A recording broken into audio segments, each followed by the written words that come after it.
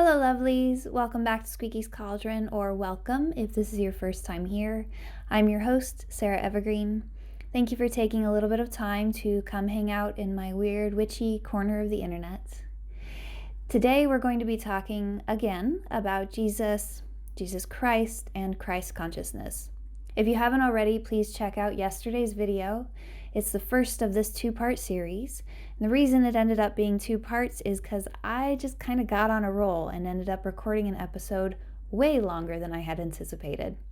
So today is episode 2 of that. We're going to be diving deeper into Christ consciousness, how to access it. Before we get into the juicy bits, please remember to like, comment, subscribe. I really love hearing from you guys. It really makes my day, and it makes a difference for this show as well.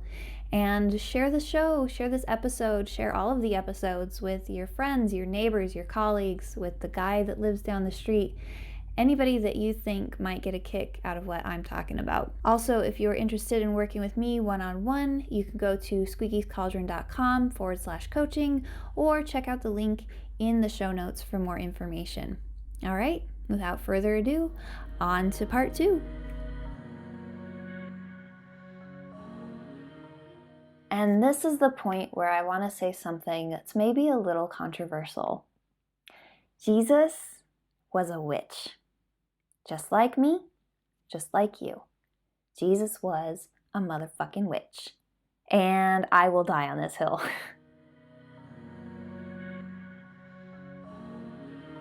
A witch is someone who works with the winds of fate. Someone who co-creates with the universe. And that can also be framed as co-creating with God. Now, what did Jesus do? Jesus talked to God. Jesus listened to God. Jesus followed God's path and plans. And he created something through his manifest hands, through the hands of his human body and feet and mouth and just all of him, his beating, red-blooded heart. He brought God's will into the world. And that is what a witch does. A witch brings the energy of the ether through their body into the world. And as a response, the energy of the ether brings things to the witch, brings people, brings experiences, brings abundance, brings like a multitude of fishes and loaves, just like Jesus. See, he did all these like crazy ass miracles. He brought people back from the dead, like a necromancer. He healed people, like a healing witch. Many of us are healers. He created like massive amounts of food. He turned water into wine so that this wedding could have like a good party to go with it. He did all of these things. He walked on water. He controlled the weather. Like, this is all stuff that on a certain level, I do believe that we all have access to if we got to that point in our practices. And also if we look at those miracles with a certain level of squinty-eyedness, a certain level of, is this fable? What is this actually trying to say? But I don't want to get too much into that right now, and I certainly don't want to debate the Bible with anyone. So, by the way, if you are interested in leaving a comment debating the Bible with me, I will delete it. I am here to talk about Christ consciousness, which is also known as enlightenment, awakening, universal unconscious, our higher self. There's lots of different names for it in lots of different cultures. Those are just the Western names that I have for it, and only just a few of them at that.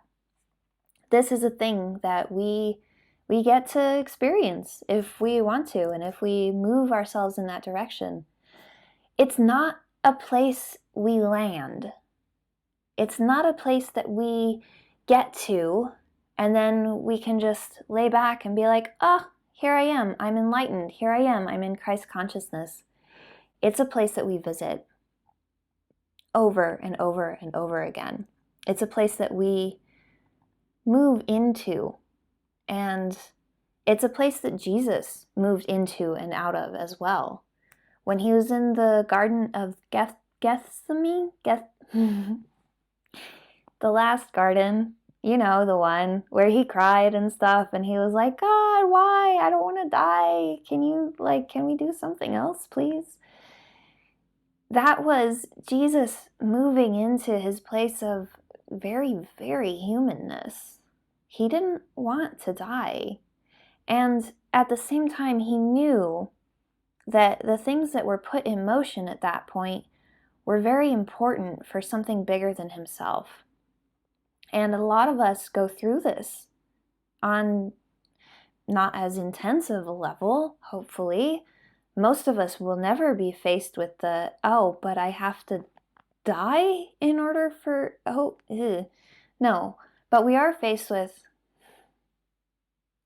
I have to break up with this person? Or this person can't be my friend anymore, or this job isn't working, or I have to write that book, or I have to put myself out on the internet, or I have to start a podcast, or, you know, any number of things where we're just like, can I not though? Can I not and it still be fine? And if Jesus hadn't died, yeah, it still would have been fine. And his death and resurrection has created for us shit that here I am talking about it over 2,000 years later. Lots of people are talking about it. And of course, we can debate the virtues and the vices of the mostly vices of the Christian religion that has sprung up around it, obviously.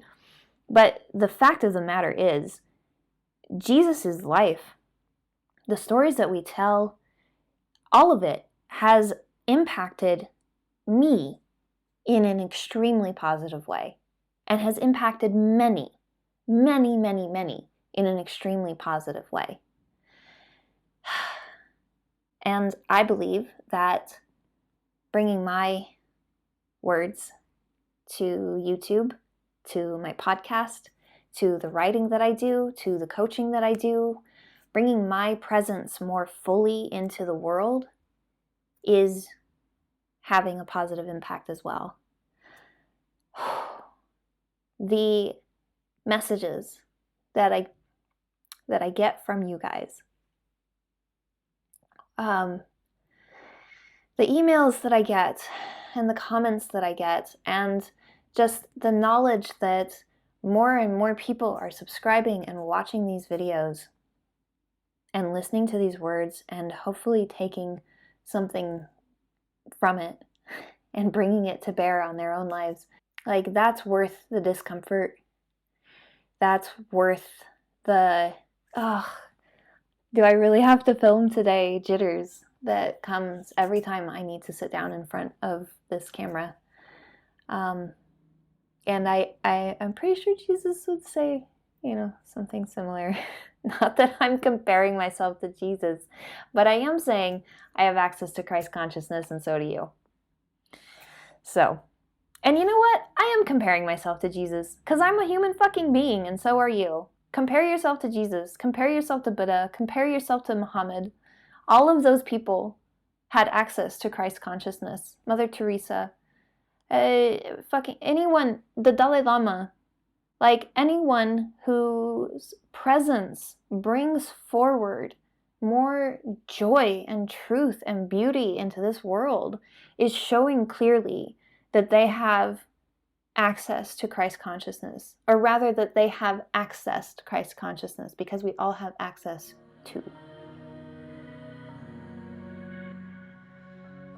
How do we access Christ consciousness?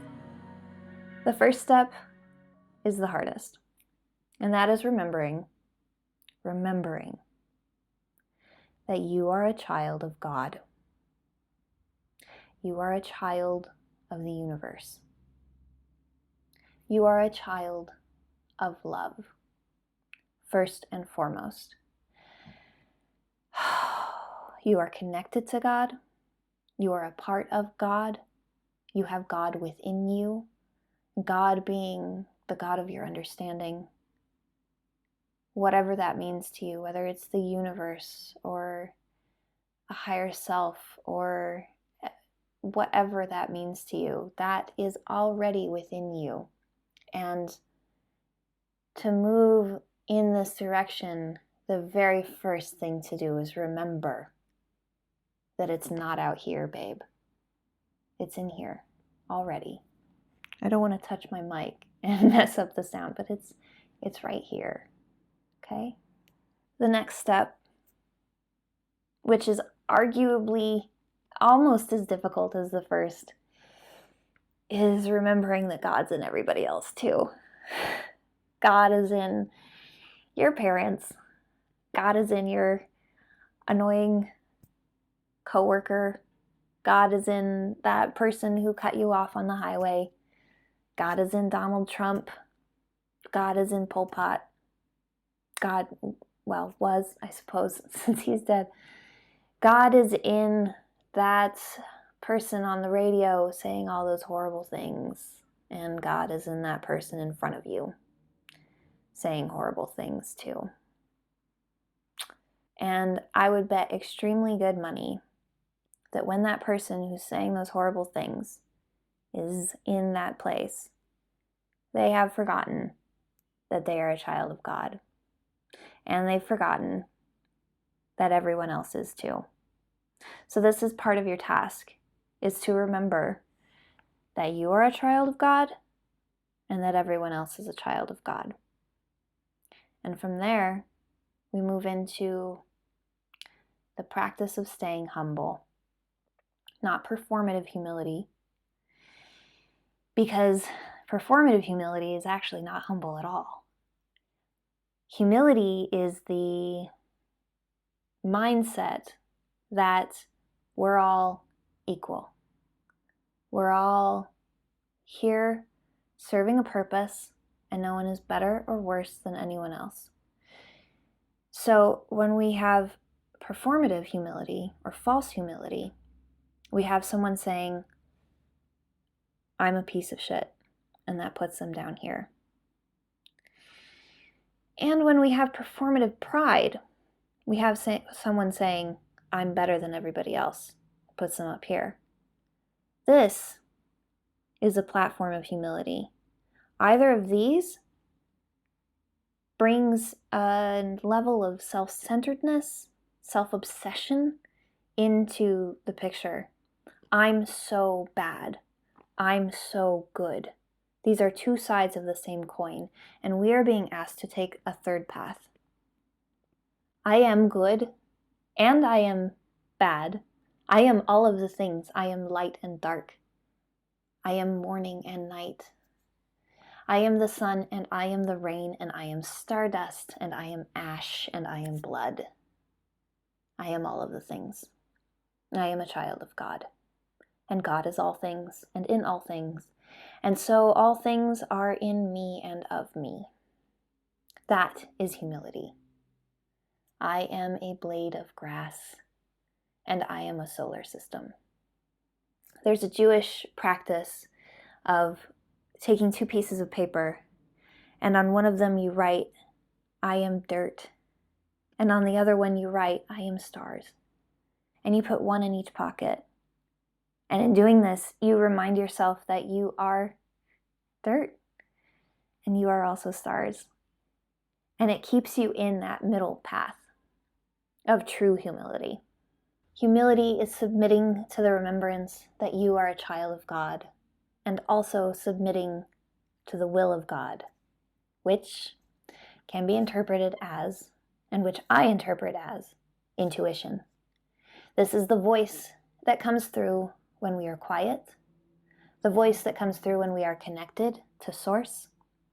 This is the voice that whispers in the dark, you need to go here, you need to do this.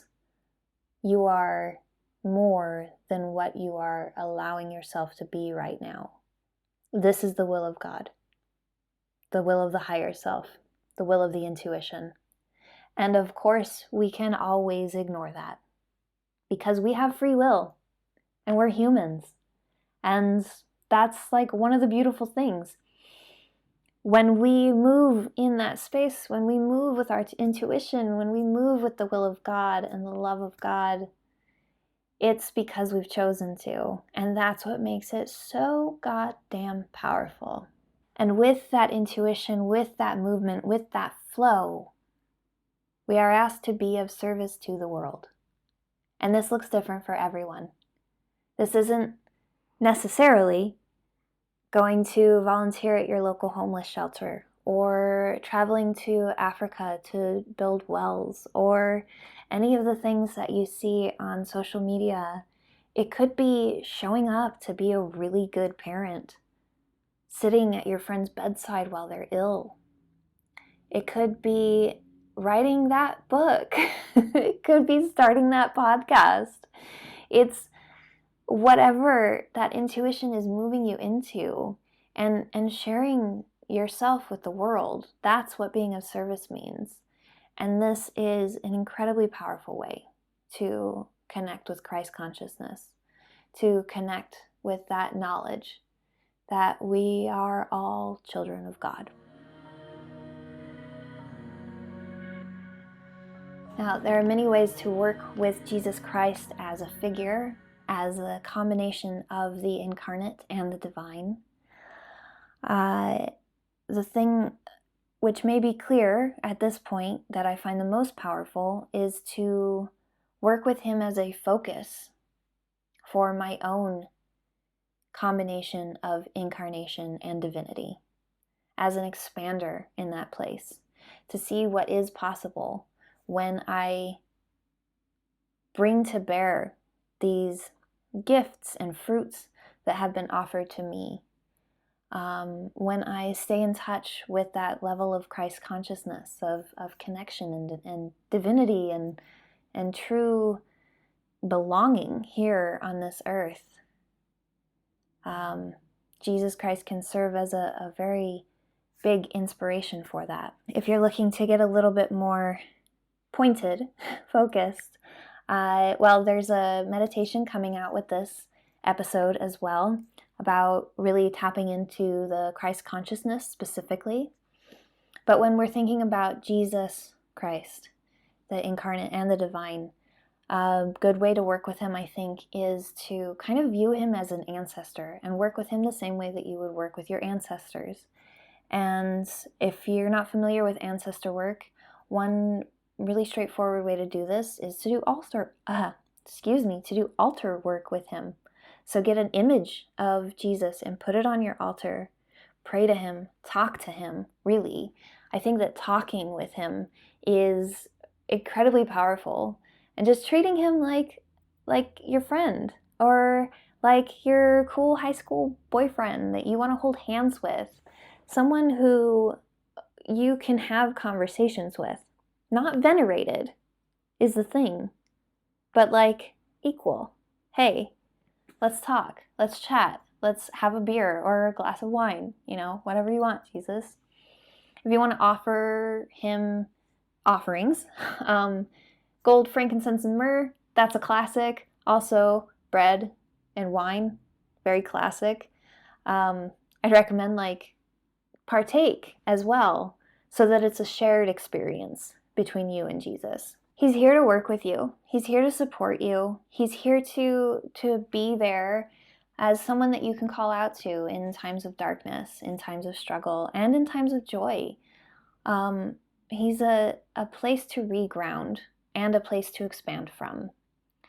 And I hope that this video has shown you maybe a different way to look at Jesus, a bigger way to look at Jesus perhaps, and some ways to work with him that resonated. I hope you enjoyed it. If you did, again, please like, comment, subscribe, share this with whoever you think might get some value from it. And if you're interested in working with me one-on-one, you can check out my coaching offer in the link in the description, or at squeakiescauldron.com/coaching.